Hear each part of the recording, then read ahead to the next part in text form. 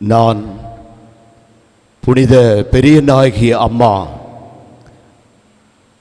புதர் மங்கி இருந்த இடத்தில் கட்சிராயரால் தோண்டி எடுக்கப்பட்ட புண்ணிய பூமியில் கட்டி எழுப்பப்பட்ட புனித இடத்தில் நிற்பதால் முகக்கவசம் அணியவில்லை.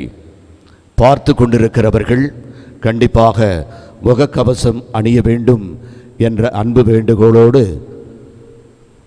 இமைப்பதை மறந்தாலும் இதய ஒளி நின்றாலும் இமைப்பொழுது உனை மறந்து இருப்பேனோ அம்மா, உமையவளே, உலகினை ரட்சித்து காப்பவளே, அகம்பாகி இம்வாழ்வை காப்பாயாக.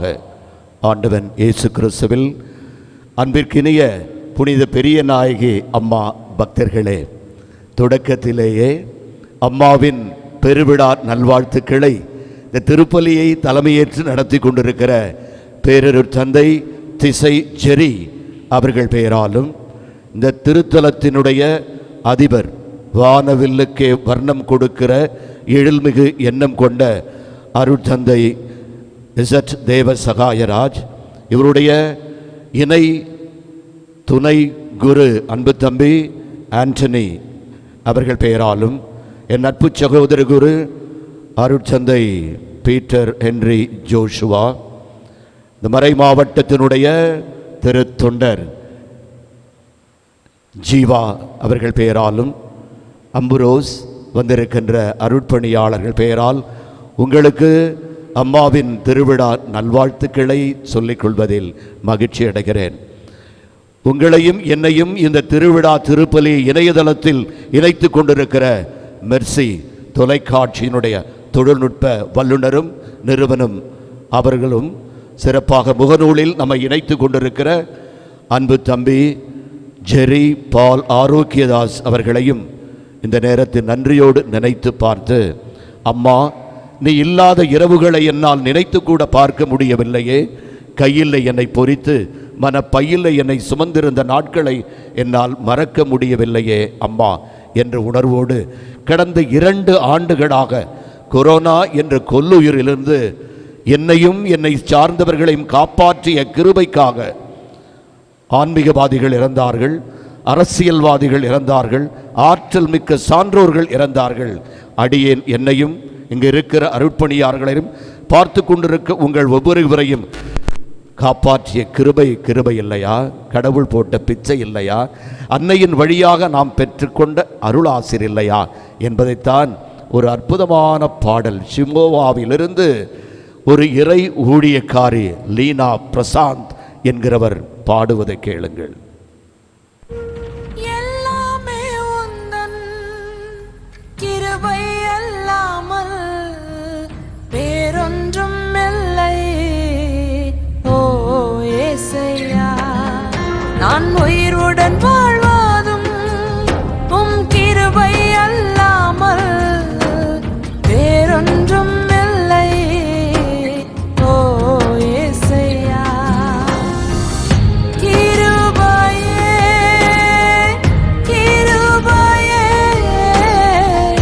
எல்லாமே உந்தன் கிருபையே.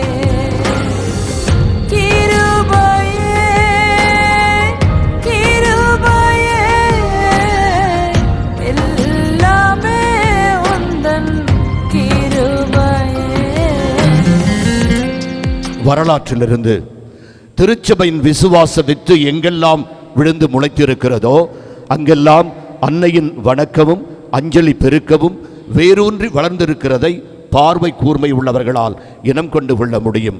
எடுத்துக்காட்டாக செக்டகோவா, புகிமியா பேரரசி, குவாதலூப், இறை மறுப்பு கொள்கையில் இருக்கின்ற போலந்து நாட்டில் கூட அன்னைக்கு மாபெரும் தேவாலயம் உருவாகி இருக்கிறதை நாம் கேள்வியாவது பட்டிருப்போம்.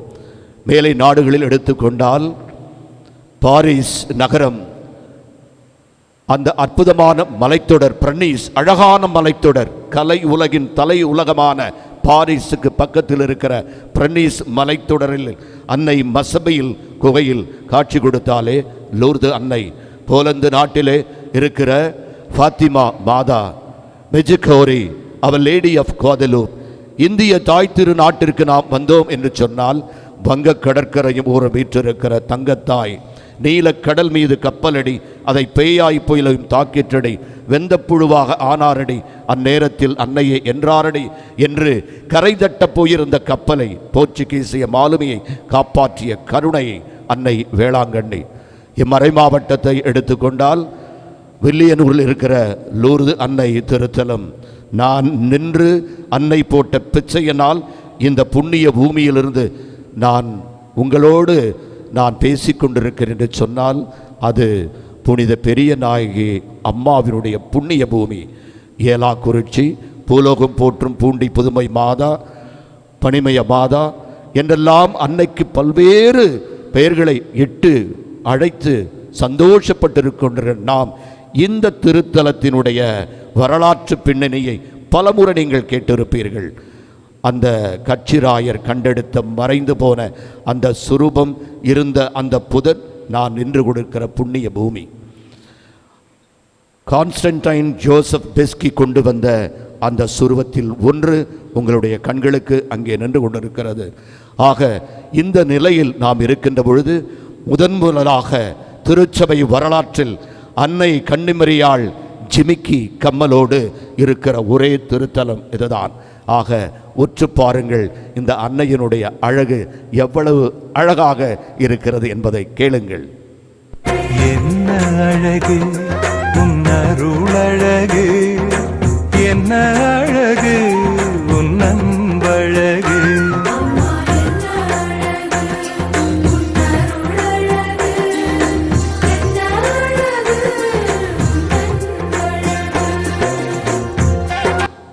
விவிலியத்திலிருந்து நீதிமொழிகள் ஆகம் 5ஆம் அதிகாரத்திலே பாலும் தெளியும் கானான் நாட்டிலிருந்து அழைத்து கொள்ள வேண்டும் என்று ஆசைப்பட்ட யாவே இறைவன் வருகின்ற வழியிலேயே ஒவ்வொரு முறையும் இஸ்ரேல் மக்கள் பாவம் செய்கிறார்கள். யாவே இறைவன் மனம் நொந்து போய் இந்த மக்களை புறையின மன்னனான ஜாபீனிடம் ஒப்படைத்து விடுகிறான். ஜாபீன் மன்னன் தேர்ந்தெடுக்கப்பட்ட மக்களை கொடுமைப்படுத்துகிறான். மக்கள் உடனே கையேந்துகிறார்கள். கடவுள் மனமிறங்கி இவர்களை பாதுகாப்பதற்காக பாராக் என்கிறவரை அனுப்புகிறான். பாராக்குக்கும் ஜாபீனுக்கும் சண்டை நடக்கிறது. இந்த சண்டையிலே சிசரா என்கிறவன் பெண் நீதிபதி தெபோராவினுடைய உதவியினால் இஸ்ரேல் மக்களை மீட்டெடுக்கிறான். அங்கே பெண் நீதிபதி தெபோராவினுடைய வார்த்தை, சீனேயனான ஆபேரின் மனைவி சாக்கேல் பேறு பெற்றவள், அவளுடைய கூடார வாயிலிலே அவள் ஆசீர்வதிக்கப்படுகிறாள் என்பது.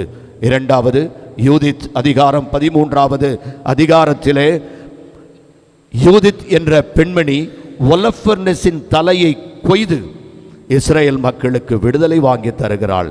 அந்த அன்னையினுடைய ஆசீர் உங்களுக்கும் எனக்கும் விடுதலை என்று பார்க்கின்ற பொழுது இப்பொழுது பொருள் இல்லாத நிலை, ஆனால் அருள் இருக்கிற நிலை, அதைவிட சிறப்பாக மகப்பேறு இல்லாத நிலை என்ற விடுதலை கொடுக்கிறவர் இந்த அன்னை. அந்த அன்னையினுடைய ஆசீர்வாதம் அற்புதமான ஆசீர்வாதம். ஆகவே அன்னையினுடைய ஆசீர்வாதத்தை பெற அவருடைய கால்களில் விழுவோம், ஆசீரை பெறுவோம்.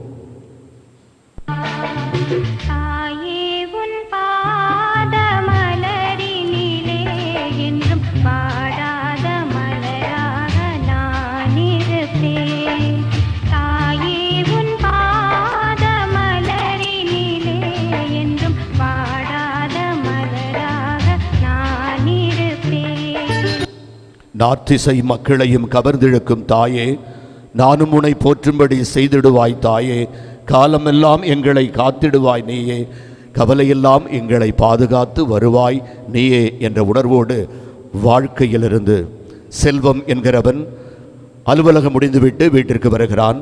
வயோதிக தாயானவள் தன்னுடைய பேர குழந்தையை செல்வத்தின் மகனை கொஞ்சுகிறாள்.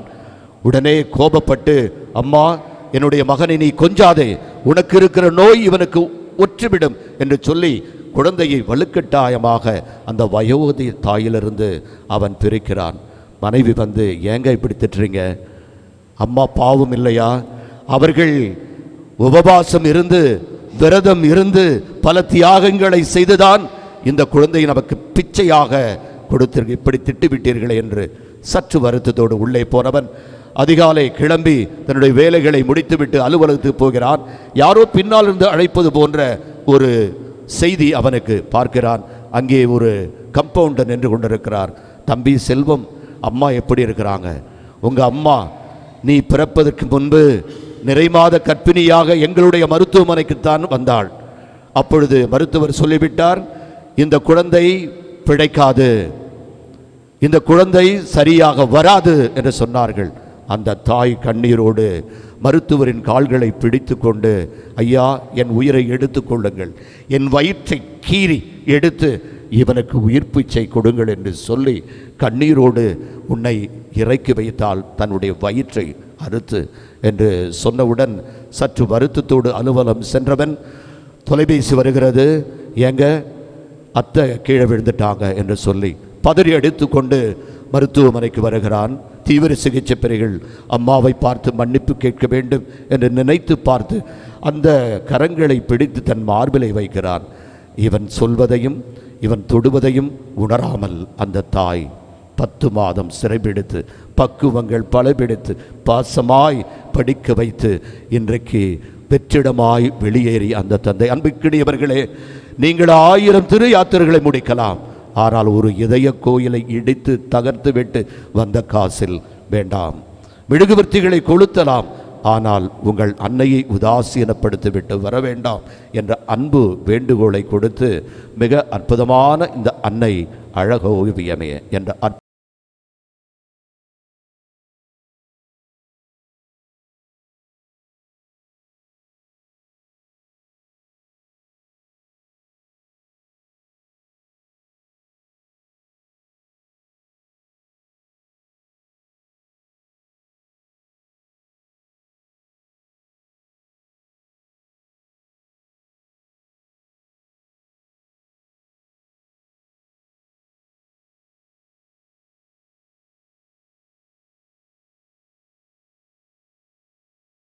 வடிவம் அம்மா, அதை நான் சொல்வேன் அம்மா. அவள் யாரென்று தெரியுமா? அவள்தான் அன்னை மரியம்மாள். வாழ்வில் வறட்சி தோன்றுகையில் வற்றாய் சுனையாய் அவள் இருப்பாள். சோதனை நம்மையே வாட்டுகையில் இயேசுநாதனை வேண்டியே காத்திடுவாள். கண்ணீர் கடலில் நீந்துகையில் கருணை படகாய் அவள் இருப்பாள். தாயே என்று வருபவர்க்கு தஞ்சம் அளிப்பவள் நம் தாயே என்ற உணர்வோடு மீண்டும் உங்கள் ஒவ்வொருவருக்கும் இணையதளத்தில் இணைந்திருக்கிறவர்களையும் முகநூலில் இருப்பவர்களுக்கும் அன்னையினுடைய அபரிமிதமான ஆசீர்வாதத்தை கொடுத்து, அம்மா நீ இல்லாத இரவுகளை என்னால் நினைத்து கூட பார்க்க முடியவில்லையே, கையிலே என்னை பொறித்து மனப்பையிலே என்னை சுமந்திருந்த நாட்களை மறக்க முடியவில்லையே அம்மா என்ற உணர்வோடு புனித பெரிய நாயகி அம்மாவின் ஆசீருக்காக தொடர்ந்து ஜெபிப்போம். அன்னை ஆசீர்வதிப்பாளாக. ஆமென்.